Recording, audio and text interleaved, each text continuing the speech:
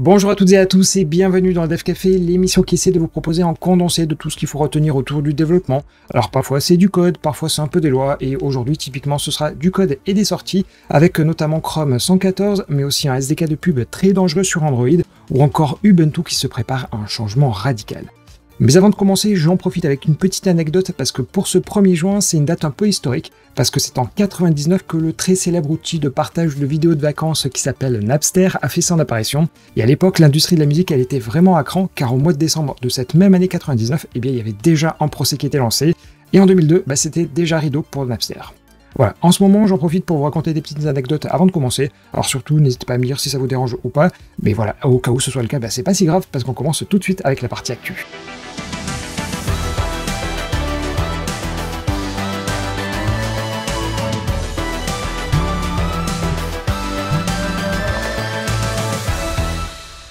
Pour commencer, sur mobile, on ne ferait rien sans les App Store, et côté desktop, on sent qu'Apple et Microsoft essaient autant que possible de pousser leur propre boutique. Et oui, comme d'habitude, j'ai fini la vidéo quand une info importante tombe, et pour le coup, c'est le monsieur Flutter de chez Google qui s'en va. Alors plus précisément, c'est Tim Smith qui s'occupait du poste de Product Manager et aussi de l'UX sur Dart et Flutter depuis 2017, et il vient d'annoncer ça sur un post Medium comme quoi il quittait tout simplement Google. Il ajoute aussi qu'il s'occupait du langage Go et que pour toutes ses fonctions, il va être remplacé, mais on ne sait pas encore précisément par qui. Et c'est donc en quelques mois le deuxième départ marquant du framework, car Eric Seidel, qui pour le coup faisait partie des créateurs de Flutter, il a monté en parallèle sa boîte qui s'appelle Shortbird. Après, pour ce qui est de Tim Smith et après avoir passé 6 ans chez Google, on peut aussi comprendre qu'ils veulent tout simplement voir autre chose. Allez, je suis désolé pour cette interruption et je vous laisse reprendre votre Dev Café. Pour commencer, sur mobile, on ne ferait rien sans les App Store, et côté desktop, on sent qu'Apple et Microsoft essaient autant que possible de pousser leur propre boutique, histoire de pouvoir récupérer la bonne commission des 30%. Mais ordinateur oblige, eh bien ça ne marche pas toujours aussi bien. Mais si vous comptez bien, dans la liste que je vous ai donnée, il manque un gros système d'exploitation, à savoir Linux. Alors c'est sûr que c'est pas avec RPM ou APT qu'on va avoir des commissions, mais les choses, elles commencent légèrement à changer, notamment avec FlatHub. Alors pour rappel, le problème des distributions aujourd'hui, c'est qu'elles ont leur propre package manager, ce qui fait que chaque application, elle doit être packagée dans un peu tous les formats. Mais l'idée de FlatHub, c'est d'avoir un format standardisé tout en ayant en plus une sorte de sandbox, et finalement c'est un peu exactement à l'image de ce qui se fait par exemple sur le Mac App Store. Mais le problème, c'est qu'il y en a toujours un qui veut faire différent des autres, et en l'occurrence, c'est Ubuntu. Et depuis la dernière version stable d'avril, ils n'embarquent plus du tout FlatHub par défaut, car à la place, ils ont développé le Snap Store qui, pour faire simple, est son équivalent. Mais l'idée pour le moment, c'est bien de faire cohabiter les package managers classiques comme Pacman, RPM et tous ces trucs-là, avec donc FlatHub ou le Snap Store à côté. Et on apprend toutefois qu'un gros changement va intervenir sur Ubuntu, car sur la prochaine version LTS, c'est-à-dire celle d'avril 2024, elle sera déclinée en 2 versions. La version actuelle, qui restera donc par défaut, et une seconde qui n'utilisera que Snap. Ce sera donc une petite révolution qui donne finalement un certain aspect Apple, mais plus précisément, c'est pas vraiment le passage à Snap qui est intéressant, mais plutôt le fait de passer à un système immutable. En gros, désormais, le système il ne changera jamais et on viendra juste modifier la partie applicative de l'utilisateur. D'ailleurs, si on regarde bien, c'est pas du tout la première distribution à aller dans cette direction, car c'est par exemple déjà le cas de Fedora Silverblue. Voilà donc pour le changement qui interviendra l'année prochaine, mais je pense quand même que les 2 déclinaisons elles vont cohabiter assez longtemps, car ça paraîtrait impensable qu'Ubuntu abandonne la version ancienne ou alors la version actuelle si vous préférez. Et à parler d'App Store, j'en profite pour rapidement vous dire que sur celui d'Apple, des changements de taxes vont avoir lieu dans plusieurs pays. C'est par exemple le cas en Espagne où une taxe sur le numérique de 3% va maintenant être appliquée. Il y a aussi une augmentation de TVA au Ghana et une baisse en Lituanie et en Moldavie. Et pour ce qui est du Brésil, c'est un peu compliqué parce que les taxes elles sont en train de changer et pour le moment Apple préfère conserver le montant pour attendre en fait que les lois elles soient bien finalisées. Mais a priori ça ne devrait pas avoir de conséquences ensuite. Et bon là-dessus j'en vois déjà dire qu'Apple va en profiter pour faire fructifier cet argent en attendant et hélas je crois que ce sera probablement le cas. Et pour poursuivre sur l'App Store, j'imagine que le développeur de jeux Colossi Games ça ne vous dit rien, mais ils sont spécialisés dans les action RPG, typiquement avec Gladiator Survival qui a plusieurs millions de téléchargements. Et selon le CEO, ce n'est pas tant la mise en avant sur le store qui le dérange, mais plutôt le fait que la review elle se fait un peu à la tête du client. Il cite par exemple que pendant 46 mises à jour, il n'y a eu aucun problème pour eux, mais tout à coup, les captures d'écran elles ne convenaient plus, car selon la règle d'Apple, il faut bien montrer ce que fait le jeu et pas des illustrations. Mais le CEO du studio dit que par exemple sur Diablo Immortal, il n'y a que des images promo et avec 0 capture, et finalement ça passe crème comme on dit. Et finalement il explique son argumentation et on ne peut aller que dans son sens et je vous le traduis. Ce qui me gêne, c'est que les reviewers appliquent un ensemble de règles qui étouffent la concurrence et alourdissent la charge de travail des développeurs en exigeant que les interfaces utilisateurs soient localisées dans 40 langues. Apple voit ses revenus amoindris en raison de l'engorgement dû à des délais de déploiement injustes et tout le monde perd du temps, de l'argent et du plaisir. Tout ça parce qu'un seul reviewer a appliqué une règle qui était vague au départ et qui a été approuvée par des dizaines de collègues avant lui. Alors voilà, comme je l'ai dit, on ne peut hélas qu'abonder dans son sens, mais malheureusement, c'est pas le premier à se plaindre et probablement pas le dernier non plus, en tout cas tant qu'Apple sera dans cette position de monopole. Et juste avant les actus en bref, encore un nouveau sujet autour d'Apple et plus précisément de Swift. Alors depuis la dernière version stable du langage, c'est-à-dire la 5.8, il est possible d'activer des flags sur le compilateur pour tester des changements en avance, et pour ça, il vous suffit juste de donner un paramètre Enable Upcoming Feature avec les fonctionnalités que vous souhaitez tester. Et d'ailleurs, le fait intéressant, c'est que vous allez pouvoir utiliser dans votre code la condition à la compilation As Feature qui vous permet de donner du code donc différent en fonction de la présence ou non du flag à la compilation. Et c'est d'ailleurs dommage que d'autres langages ne l'implémentent pas, car finalement ça permet d'avoir une seule base de code qui ne casse pas lorsque le flag devient obligatoire pour tous. D'ailleurs, si ça vous intéresse de savoir comment activer ces flags, je vous ai mis ici la capture d'écran de Xcode.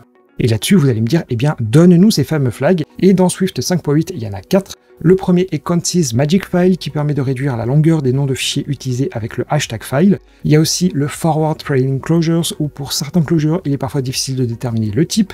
Il y a aussi le fait d'utiliser le mot-clé any quand vous utilisez un protocole. Et enfin, il y a les regex literals qui utilisent des slash désormais. Voilà donc pour ces flags que vous pouvez tester dès à présent dans Swift 5.8, et d'ailleurs on attend la semaine prochaine où on devrait probablement entendre parler de la 5.9, voire peut-être même mieux de la 6.0. Allez, on a fini d'évoquer Apple pour aujourd'hui, et avant de poursuivre, vu qu'on est vers le milieu de la vidéo, eh bien place aux actus en bref qui font d'ailleurs un peu le tour du monde aujourd'hui.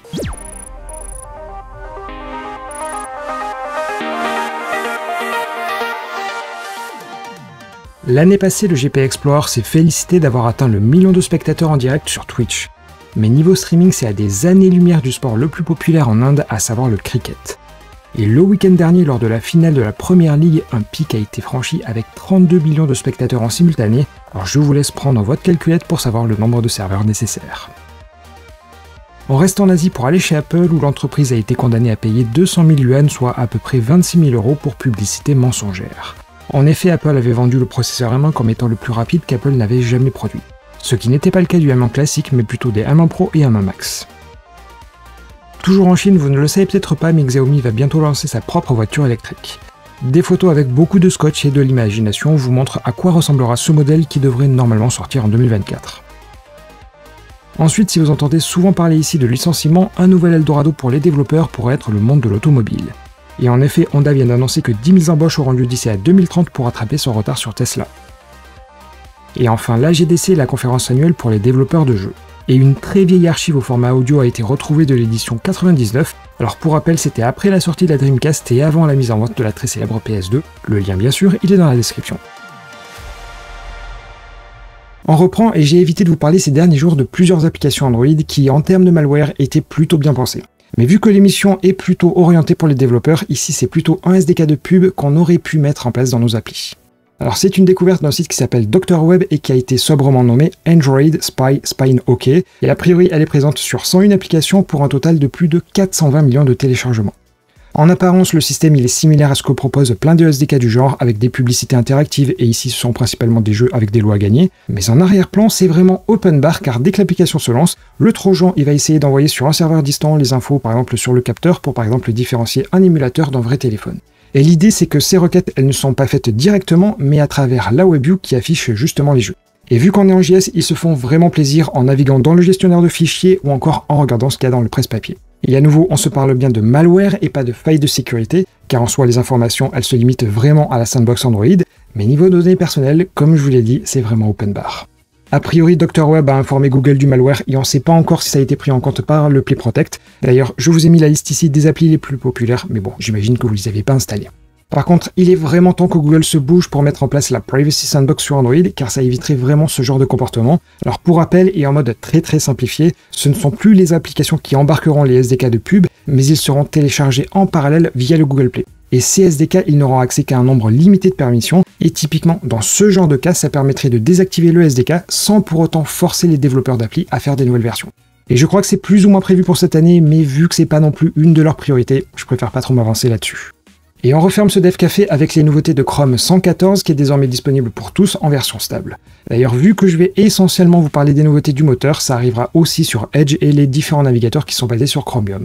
Et dans l'idée, tout d'abord, il y a maintenant la possibilité d'utiliser la propriété balance sur du text wrap. Alors c'est bien plus clair dans l'animation, mais en gros ça consiste à mieux homogénéiser les blocs de texte plutôt qu'en fait de sauter à la ligne et d'avoir juste un mot sur la deuxième ligne.